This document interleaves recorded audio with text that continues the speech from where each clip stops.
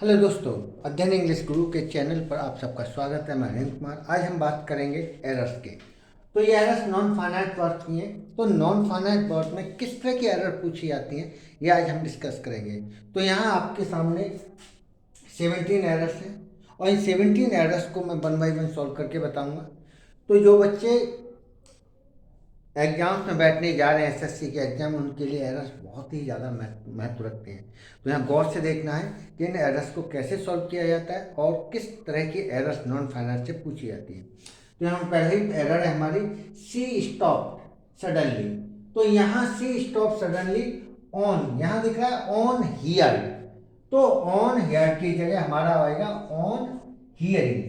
Preposition के बाद हमेशा आईएनजी फॉर्म का प्रयोग होता है। प्रपोजिशन जब भी आएगी तो हमेशा आईएनजी फॉर्म आती है, कभी भी सेकंड थर्ड या की form first second third form नहीं आती है।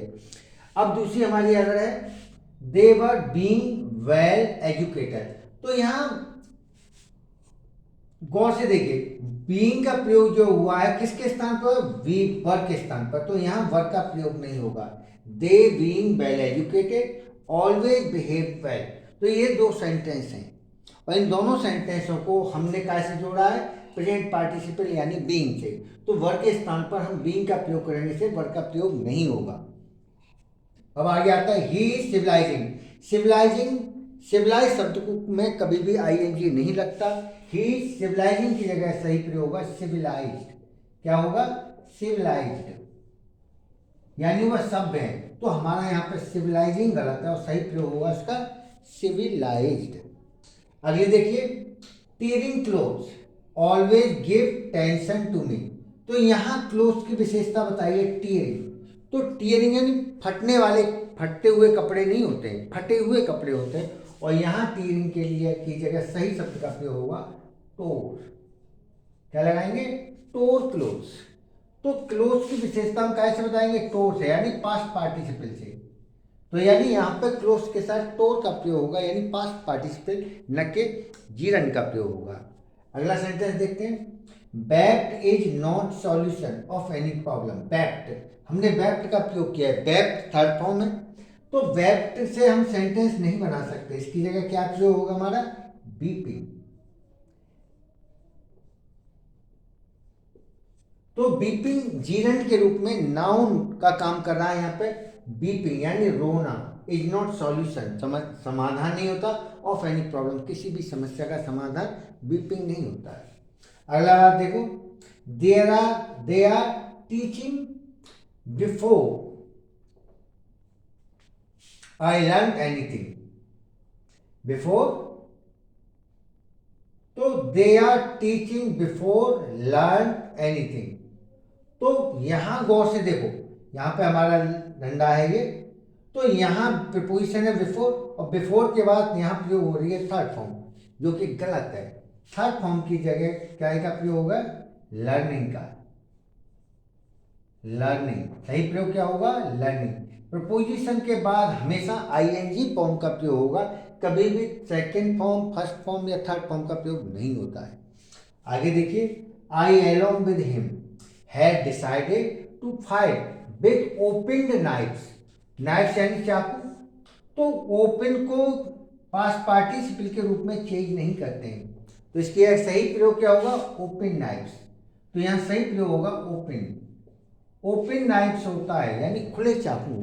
तो खुले चाकुओं से लड़ने का हम लोगों ने निश्चय किया, तो ओपन आएगा, ओपनड नहीं आएगा। अगला पॉइंट देखिए, she taught me that driver is necessary to drive a car. तो कार चलाने के लिए ड्राइवर जरूरी है, ड्राइवर जरूरी नहीं है। क्या जरूरी है, ड्राइवर की एक सही प्रयोग होगा ड्राइविंग। क्या आनी चाहिए, ड्राइविंग आनी चाहिए, ना कि ड्राइवर आना चाहिए। ड्राइवर की सही प्रयोग होगा driving is necessary to drive a car. Car चलाने के लिए क्या जरूरी है, ड्राइविंग।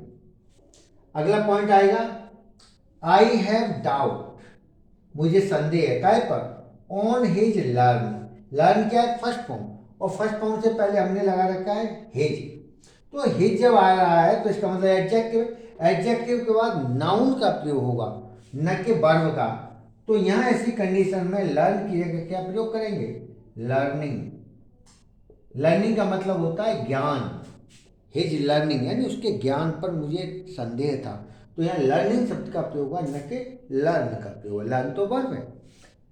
अगले पॉइंट पे चलते हैं। ही इज स्ट्रगलिंग हार्ड, वो स्ट्रगल कर रहा है फॉर नेम एंड फेमस। तो नेम हमारा क्या है, नाउन, और एंड से दोनों नाउन जुड़ेंगे। तो यहाँ फेमस की जगह सही प्रयोग क्या हुआ, फेम। सही वर्ड प्रयोग होगा नेम एंड फेम। इंसान नेम और फेम के लिए संघर्ष करता है। तो नेम यानी नाम और फेम यानी प्रसिद्धि, नाम और प्रसिद्धि के लिए। अगला पॉइंट देखते हैं। ही डिनाइड टू लीव, उसने छोड़ने से मना कर दिया बोथ द बुकिंग रूम्स। तो रूम से पहले हमने प्रयोग किया बुकिंग रूम्स। तो रूम्स का जो एडजेक्टिव बनेगा बुकिंग नहीं बनेगा, क्या बनेगा, बुक्ड रूम, यानी जो रूम बुक किए जा चुके हैं। तो सही वर्ड का प्रयोग होगा बुक्ड। जिन रूम को बुक किया गया तो बुक्ड रूम्स आएगा। सही प्रयोग होगा बुक्ड। जिन को बुक करते हैं कि नहीं, होटल वगैरह में रूम बुक किए जाते हैं, तो बुक्ड रूम होगा, बुकिंग रूम नहीं होगा। इसी से रिलेटेड एक और है, she stood at the booking booked window. तो window at to buy a ticket, to buy ticket. तो टिकट खरीदने के लिए वो कहाँ खड़ी थी, विंडो के सामने। किसकी काय की window, booked window. Booked window नहीं होता है, हमेशा बुकिंग विंडो होता है। सही बात क्या होता है, बुकिंग विंडो, जहां से टिकट मिलती है, बुकिंग विंडो। तो जहां से हम टिकट खरीदते हैं वो बुकिंग विंडो कहलाती है, बुक्ड विंडो नहीं कहलाती। तो ध्यान रखना है, बुक्ड रूम्स होते हैं लेकिन विंडो से पहले बुकिंग विंडो लगती है जहां से हम टिकट देते हैं। ओके, अगले पॉइंट पे चलते हैं। I had no touching with my old friend. तो नो एडजेक्टिव है और एडजेक्टिव के बाद प्रयोग होता है नाउन, और यहां टचिंग वर्ब है। तो हमारा सही नाउन क्या होगा, आई हैव नो टच। तो टच शब्द का प्रयोग हुआ, I have no touch with my old friend. I have no touch आता है, मेरा कोई टच नहीं है। टच है जुड़ाव यानी जुड़ना। मेरा अपने दोस्तों के साथ कोई भी जुड़ाव नहीं है, यानी पुराने दोस्तों के साथ जुड़ा हुआ नहीं हूं। तो नो टच का प्रयोग होगा, टचिंग का प्रयोग नहीं होगा। अगले पॉइंट पे चलते हैं। सी गेव क्राइंग लाउडली। तो गेव आ रहा है मेन वर्ब। अब यहाँ पे हमें क्या चाहिए, नाउन। तो क्राई का नाउन क्राइंग नहीं होता है, क्या होता है, अ क्राई। सही वर्ड क्या होगा, a cry. She gave a cry loudly to attract birds. तो पक्षियों को अट्रैक्ट करने के लिए उसने जोर की चीख दी, चीख निकाली यानी जोर की आवाज निकाली। तो यहाँ अ क्राई का प्रयोग हुआ, क्राई का प्रयोग नहीं होगा। अगले पॉइंट पे चलते हैं। Soaps of child is care little by his parents. तो यह चाइल्ड नाउन है और यहाँ सोप्स क्या है, सोप वर्ब है। तो सोप्स नहीं लगाते, हम क्या लगाते हैं, सोविंग।